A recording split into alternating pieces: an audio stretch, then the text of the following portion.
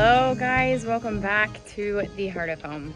You've probably seen by now, but my videos have slowed down because we've just been putting all of our attention and our energy into finishing the kitchen. If you're not new here, you may have seen this on a previous video, but we are actually going to start fostering children in our community.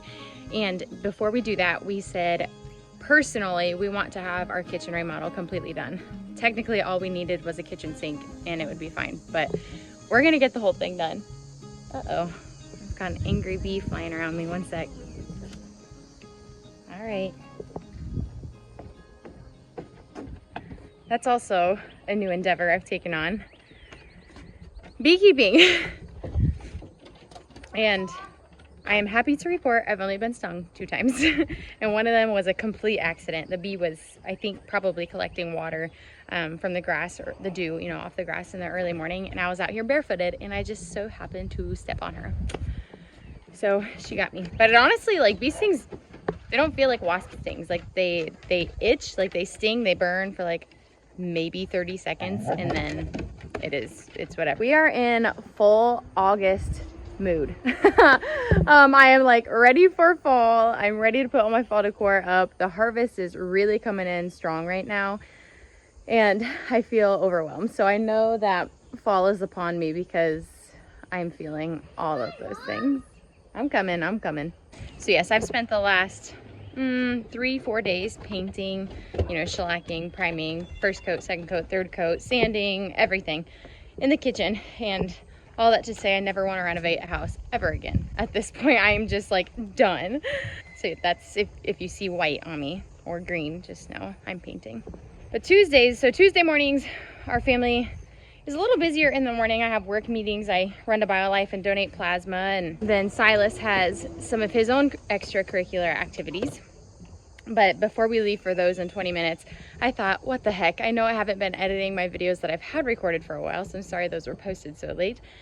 I will get on that. But I needed to come out to the garden, and boy does the garden need me.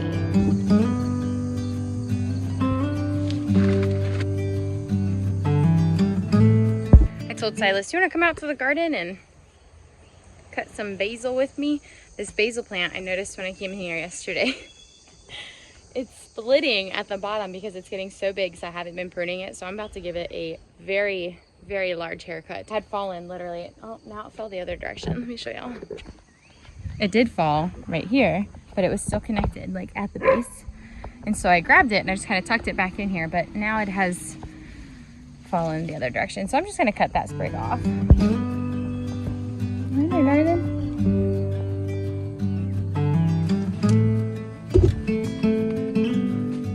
Probably are not gonna suffice. They're not garden shears, they're just scissors. I don't know where my shears are at the moment. Goodness sakes. Yeah, these aren't gonna work. I'm gonna see if I can find my garden shears. Everything just feels so displaced. Well, I can't find garden shears. Mercy. Whew, that's real life stuff in there, guys. But I did find my dull clippers, so this will work.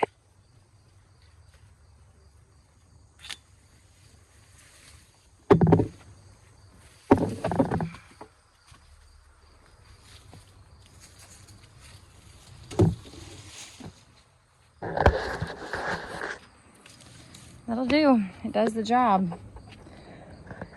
Honestly, I may need to use them. I'm gonna cut these back. So if you didn't know, basil will grow like from the armpit. Here's a great example. So you have 2 leaves coming off right here, and then right where the leaves connect to the main stem, there's like an armpit or a crotch, whatever you want to call it. And that's where another limb will eventually shoot off, as you can see here. That's what's happened. That's what this was. That's what these were. This one. So when you prune basil back, I mean, as long as you cut right above one of those little nooks right there, it'll continue to grow and bush out. Well,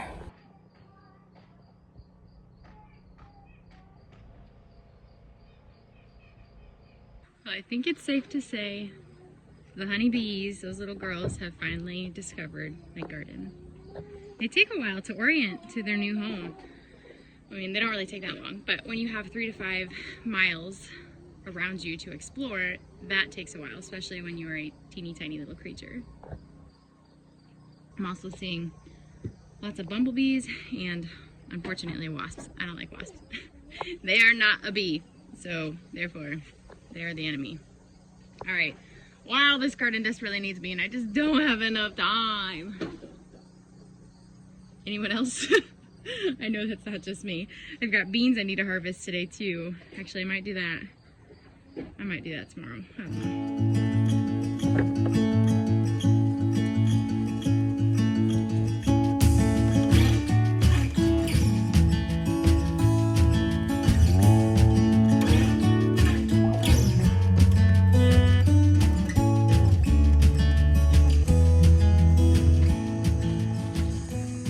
Another thing in the garden that is frustrating me is this loofah. Not only because it literally is taking over the majority of the garden, but I have seen bloom after bloom after bloom, these big yellow flowers on here, and no fruit. I've never grown loofah, and I mean, it is late August right now, and there's still no gourds on here, which I knew the gourds would have to stay on literally till they were dry in order to harvest for what I want to do with them. But why is there's no fruit on here yet? Am I crazy? Let me know. If you've grown loofah before, let me know what I should expect, because this is not what I was expecting. I am pretty excited about these though. These are those black garbanzo beans I was telling y'all about. I tried growing them before and they just did not work, because I always transplanted them. But these ones are direct sowed, and though they have been struggling for sunlight, thanks to my provider bush beans from Organic Republic, they're doing okay. So they are drying out. I need to come out here pretty soon and harvest these and open them up. I want to try to make some sort of hummus with them. I haven't grown enough, obviously, to like preserve any, but I think it'd be fun to grow your own hummus and to say that that's what you did. And like I always say, it's a new skill learned. Do y'all see the cinnamon basil? Talk about a resilient plant. All the other plants in here, like I had some flowers. I think I had snapdragons maybe in here actually. I don't remember at this point. I barely got to see them. But this basil, it's reaching, it's doing it, and it's like fighting the loofah, which is trying to make it over to another bed. Not today, loofah, not today. You stay in your own bed. Anyways, I need to come harvest that as well.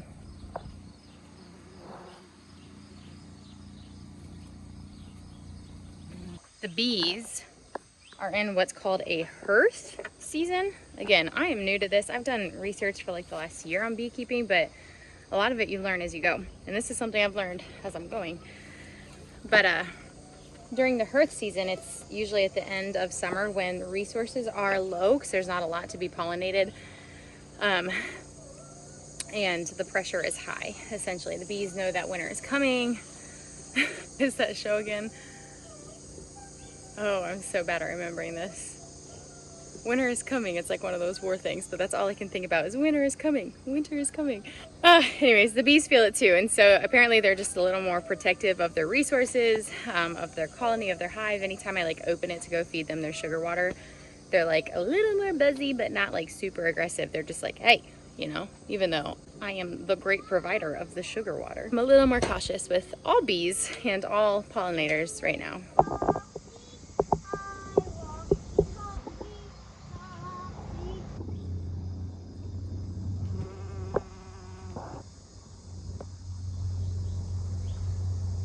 I'm gonna have to like shake out my basket before I take it inside. And there's so many pollinators. They're like, no, let me get that goodness before you steal it.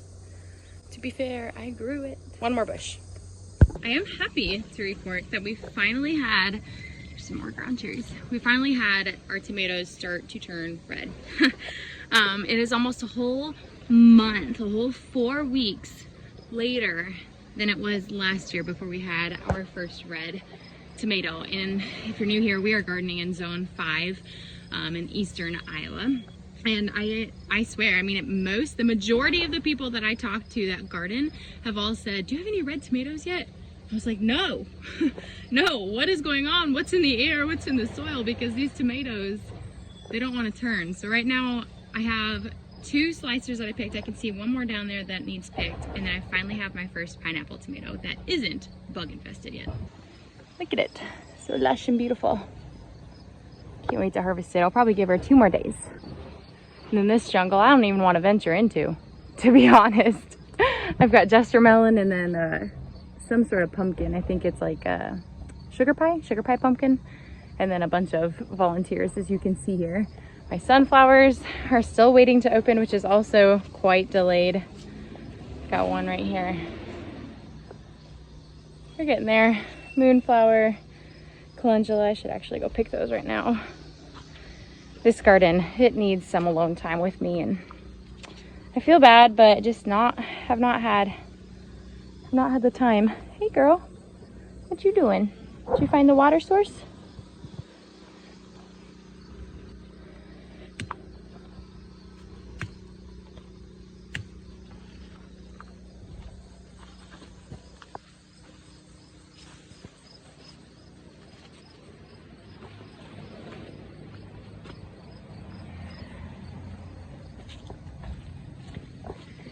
This bed is also completely abandoned. Yeah, I've got a lot of work to do and I'm feeling it. But right now, I just gotta be grateful. I gotta focus on gratitude, be grateful that we are even in the place to do what we are doing at the capacity that we are doing it. And that's okay. Things do not have to be done pretty and perfect and neat. Sometimes this is what suburban homesteading looks like. It looks like renovating your kitchen and being a real mom and a real wife and a real neighbor and a real friend, a real daughter, all of it. And the garden isn't always the priority, and that's just the facts. That's how real it is. So she is wild, she is luscious, she's beautiful, and she's ready for attention. But on that note, I'm gonna get this basil inside. I've got to pick up some rubber bands so that I can hang them inside, because this will not fit in our dehydrator. Probably like 2 sprigs of that basil will.